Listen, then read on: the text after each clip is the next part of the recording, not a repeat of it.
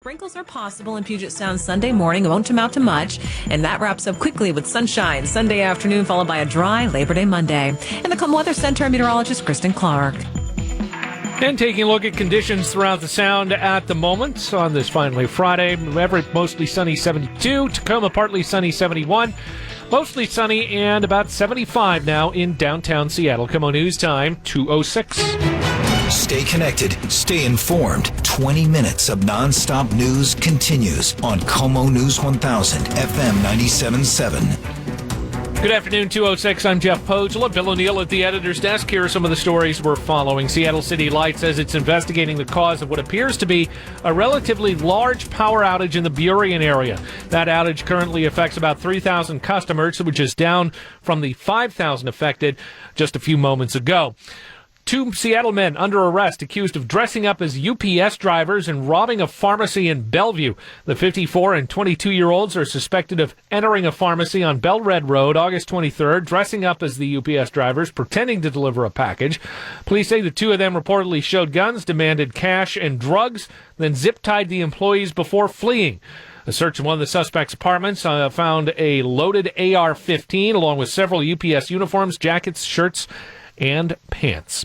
Thousands of people are expected in downtown Seattle this weekend for PAX West, the Washington State Convention Center's Penny Arcade Expo. The massive gaming event is one of the biggest in the country, happening just as cases of COVID are surging. It's been more than a year since gamers have been able to come together for the annual PAX West convention. A lot of the past interactions over 2020 were over Discord or, chat rooms, and now you can finally meet in person again and just enjoy yourselves. Inside the convention center, things will look different this year. Social distancing guidelines are in place, masks must be worn, and capacity will be limited to 75%. If you want to have a large indoor event right now, you need in place a system to check for people to make sure they are vaccinated.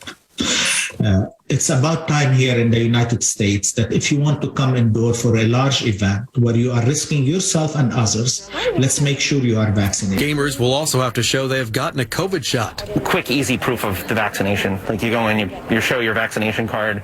We have like a third-party company that specializes in checking these things. And then once you've gotten it proven, you can get the wristband. Gamers we talk with say they understand the precautions being taken. It is a lot, but at the same time, I think it's just a necessary thing that they have to do. Now, if someone is not able to show a proof of vaccination, they will also have to prove that they've actually been tested and show a negative test for COVID-19. That's KOMO's Theron Zahn reporting. The Northwest Washington Fair in Linden is at the root of a COVID outbreak in Whatcom County. 108 cases of COVID so far have been linked to the fair.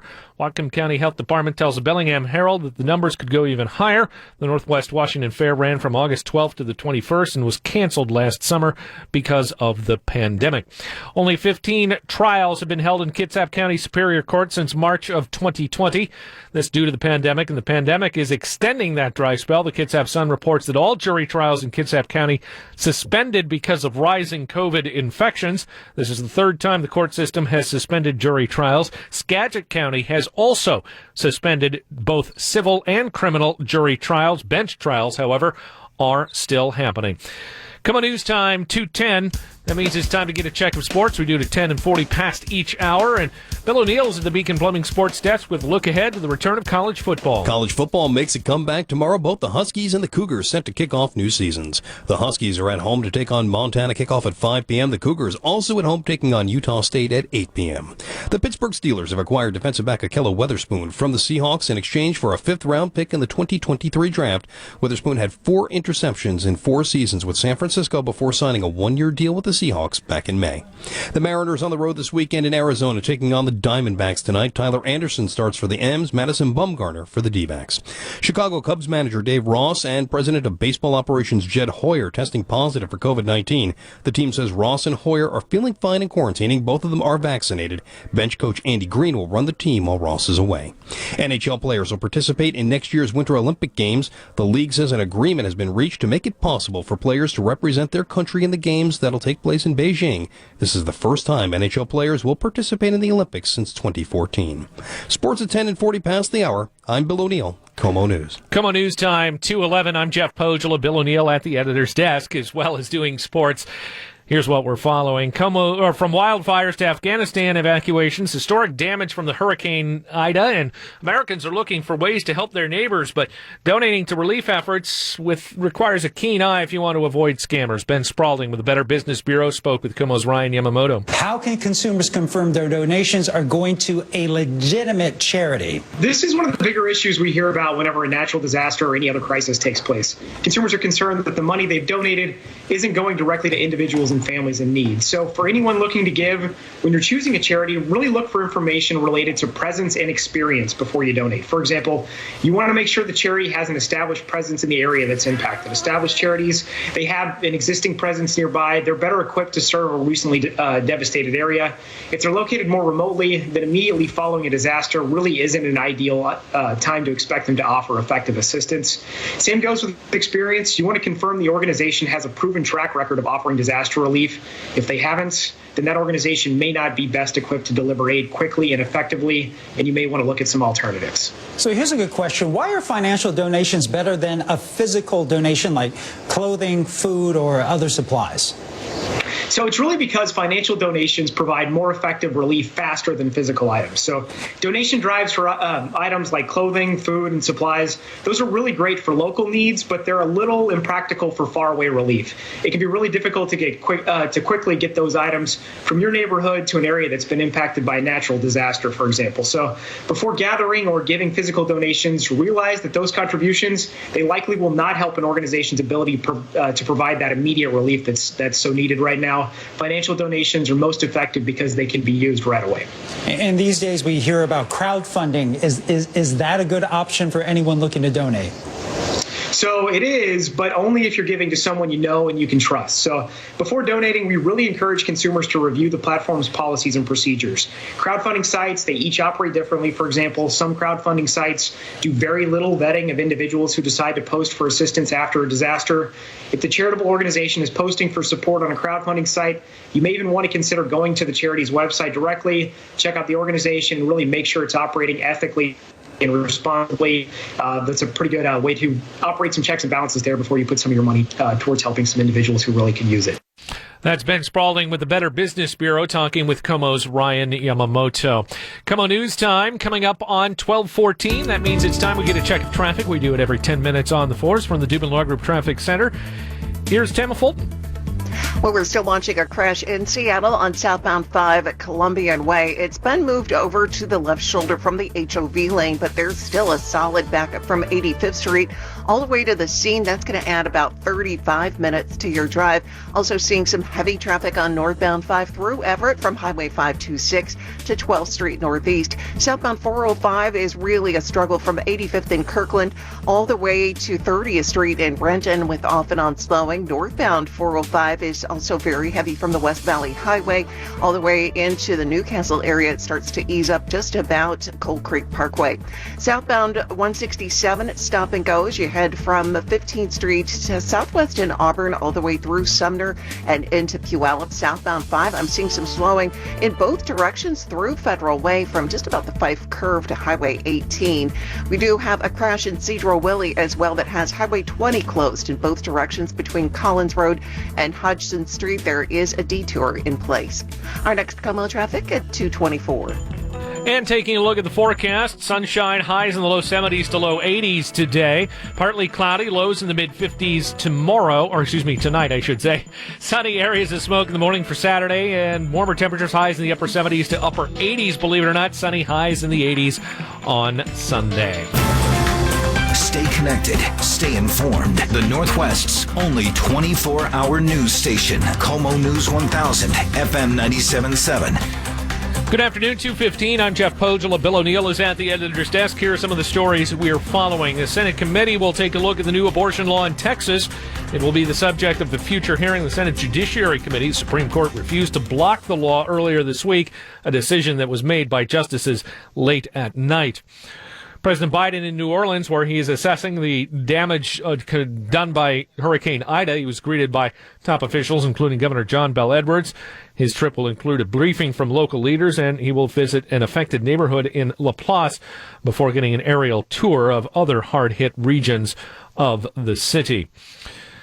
Well, it seems like West Virginia Senator Joe Manchin once again standing in the way of big plans made by his fellow Democrats. Ike Ejiochi is covering this from Washington D.C. for ABC News. Joins us now on the KOMO Newsline. And Ike, this time Senator Manchin wants to wait when it comes to President Biden's Build Back Better plan. What's he wanting to wait for? Yeah, he's asking on Democrats to take what he's calling a strategic pause in advancing their historic $3.5 trillion budget plan.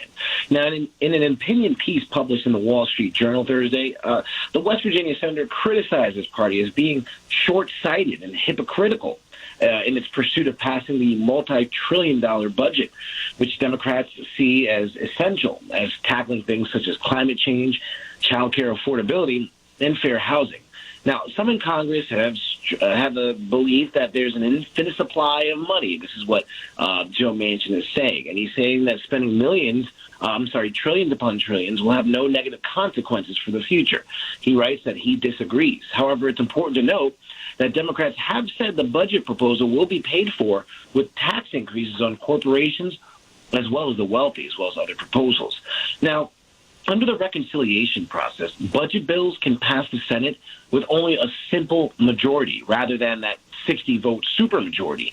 Republicans used the process in 2017 to pass former President Donald Trump's tax bill, facing criticisms from Democrats for pushing through deeply partisan legislation. Now, today, we're seeing more pushback from Senator Joe Manchin's claims. White House Principal Deputy Press Secretary Karine Jean-Pierre, she pushed back on Senator Manchin's suggestion that the $3.5 trillion bill would blow up inflation numbers, saying that although he's an important partner to the administration, Biden's plan would not increase inflation, and investments to help struggling families are needed now. She went on to say that the president firmly believes that critical investment in our future should be paid for. And if we do, economists tell us that they should not increase the inflation risks in this country, just pushing back on Senator Manchin's assertion that this $3.5 trillion bill will affect inflation numbers. Now, we saw several other Democrats pushing back, notably Representative Alexandria Ocasio-Cortez. She was firing back on Twitter, accusing Manchin of being a shill for energy lobbyists. And she now came out and said that she and other progressives, they plan to hold up the Senate's bipartisan infrastructure bill and refuse to support it until the Senate clears the $3.5 trillion budget package with the potential maximum price tag Manchin is balking at. Now, this is, again, illustrate just how tenuous a spot Manchin is in. He's a Democrat in what is a very red state. Exactly. And you're also seeing that Senator Joe Manchin has very strong ties to the coal mining industry in the state of West Virginia. But, before, when he was governor, Joe Manchin, he most notably came to fame by owning companies that are coal mining companies in the state that employ a lot of people. So when you're hearing of this $3.5 trillion budget plan that plans to tackle climate change, that's running a little congruent to what he actually stands with, in that it will actually hurt his business, given the fact that he's running coal mines. So you're seeing him being a little apprehensive with this specific reconciliation bill. And if he sticks with his no vote, that means Democrats would need to convince at least one Republican to vote with them, which we know is highly unlikely. Well, it seems like the one person in Washington, the one Joe in Washington with veto power, isn't Joe Biden, it's Joe Manchin. Apparently, and he's been flexing that for quite some time now in this administration. All right, Ike Ejiochi from the ABC from Washington, D.C., thank you so much. Come on, news time, 2:20. Time for your Propel Insurance Money Update. I'm Jim Chesko with Your Money Now. A disappointing monthly jobs report kept stocks in check today. The S&P 500 slipped 1 point, and the Dow Jones Industrials eased 74, while the NASDAQ Composite did rise 32 points to earn a fresh closing high.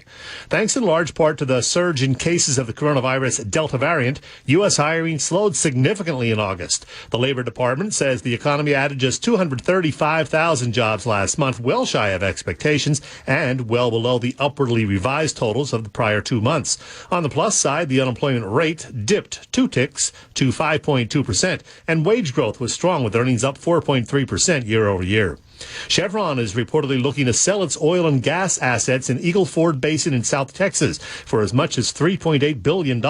Citing sources familiar with the matter, Reuters reports that Chevron has retained an investment bank to market the Eagle Ford assets. The oil company has previously indicated it was fine-tuning its oil holdings. That's Your Money Now. Traffic and weather next. Como Radio News. Stay connected, stay informed, and check back 2, 3, 4 times a day for the news that affects you. Plus traffic and weather every 10 minutes on the 4s. The Northwest News Station. This is Como News.